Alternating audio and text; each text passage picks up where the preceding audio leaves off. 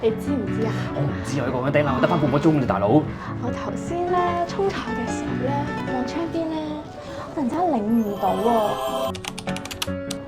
哇！我哋有陣時咧，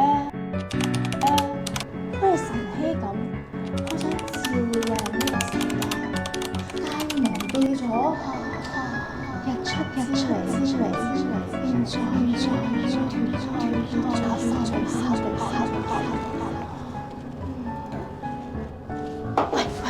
不如我哋一齊做個3分鐘嘅呼吸練習先啦！我真係唔得閒，我轉頭仲要開會啊！